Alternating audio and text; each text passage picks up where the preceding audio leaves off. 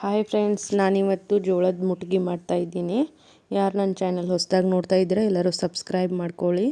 ನಾನಿವಾಗ ಜೋಳದ ಹಿಟ್ಟು ತೊಗೊಂಡಿದ್ದೀನಿ. ಅದನ್ನು ಈ ಥರ ದಪ್ಪದಾಗಿರೋದು ಒಂದು ರೊಟ್ಟಿ ಮಾಡ್ಕೋತಾ ಇದ್ದೀನಿ.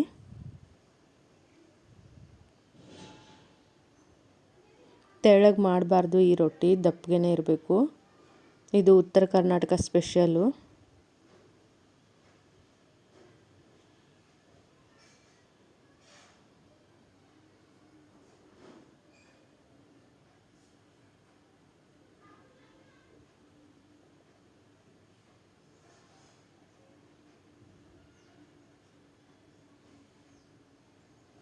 ನೋಡಿ ಫ್ರೆಂಡ್ಸ್, ಈ ಥರ ದಪ್ಪದಾಗಿರೋ ಥರ ಈ ಥರ ತಟ್ಕೊಳ್ಳಿ. ಈ ಥರ ಮಾಡಾದಮೇಲೆ ಇದನ್ನು ನಾವು ಬೇಯಿಸ್ಕೊರೋಣ. ನಾನು ಆಗಲೇ ತವೆನ ಕಾಯೋಕ್ಕಿಟ್ಟಿದ್ದೀನಿ. ಇವಾಗ ತವೆ ಮೇಲೆ ಇದನ್ನು ಹಾಕ್ತೀನಿ. ಇವಾಗ ಇದಕ್ಕೆ ನೀರು ಹಚ್ಕೊರೋಣ.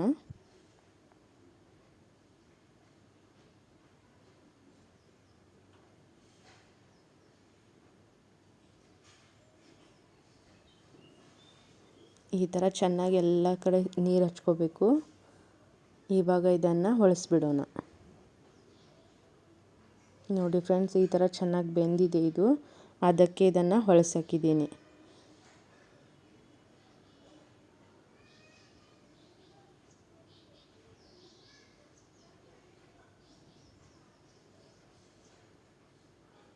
ನೋಡಿ ಫ್ರೆಂಡ್ಸ್, ಎಷ್ಟು ಚೆನ್ನಾಗಿ ಉಬ್ಬಿ ಬಂದಿದೆ. ಈ ಥರ ಚೆನ್ನಾಗಿ ಬೇಯಬೇಕು. ನಾನು ಇನ್ನೊಂದು ರೊಟ್ಟಿ ಮಾಡ್ಕೋತಾ ಇದ್ದೀನಿ. ದಪ್ಪದಾಗಿರೋದೇನೆ ಮತ್ತೊಂದು ರೊಟ್ಟಿ ಮಾಡ್ಕೋಬೇಕು.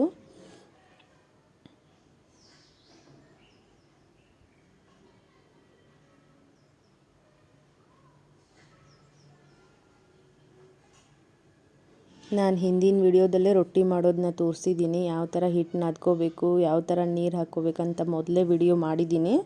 ಇವಾಗ ನಾನು ಅದನ್ನ ತೋರಿಸಿಲ್ಲ.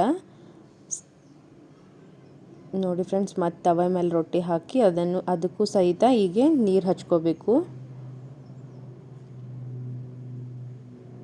ಈಗಿದೆ, ಒಂದು ಸೈಡ್ ಬೆಂದಿದೆ. ನಾನು ಹೊಳಸಾಕ್ತಾ ಇದ್ದೀನಿ.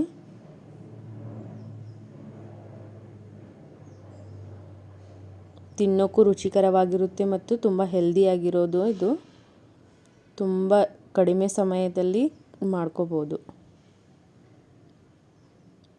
ಈ ಥರ ಚೆನ್ನಾಗಿ ಉಬ್ಬಿ ಬಂದಿದೆ. ಇವಾಗ ನಾನು ಇದನ್ನು ಬೆಳ್ಳುಳ್ಳಿನ ಈ ಥರ ಜಜ್ಕೋತಾ ಇದ್ದೀನಿ. ಇವಾಗ ಬಿಸಿ ರೊಟ್ಟೆ ಮೇಲೆ ಇದನ್ನು ಬೆಳ್ಳುಳ್ಳಿ ಹಾಕ್ತಾ ಇದ್ದೀನಿ. ರುಚಿಗೆ ತಕ್ಕಷ್ಟು ನಾವು ಖಾರ ಪುಡಿನ ಯೂಸ್ ಮಾಡ್ಕೊಂಡಿದ್ದೀನಿ. ಇವಾಗ ಬಿಸಿ ರೊಟ್ಟಿ ಮೇಲೇ ಅದನ್ನು ತುಪ್ಪ ಕೂಡ ಇದಕ್ಕೆ ಹಾಕಿ ಉಪ್ಪು, ರುಚಿಗೆ ತಕ್ಕಷ್ಟು ಉಪ್ಪು ಹಾಕಿ ಇದನ್ನು ಎಲ್ಲ ಸೇರಿಸಿ ಮಿಕ್ಸ್ ಮಾಡ್ಕೋಬೇಕು.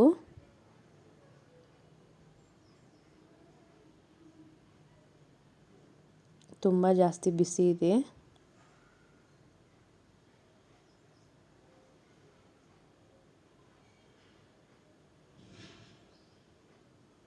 ಸ್ಮೆಲ್ ಅಂತೂ ಘಮ ಘಮ ಅನ್ನುತ್ತೆ. ಈ ಥರ ಮಾಡ್ಕೊಳ್ಳುವಾಗ ತುಂಬ ಟೇಸ್ಟಿಯಾಗಿರುತ್ತೆ. ಈ ಥರ ಮುಟ್ಗಿ ಮಾಡ್ಕೋಬೇಕು.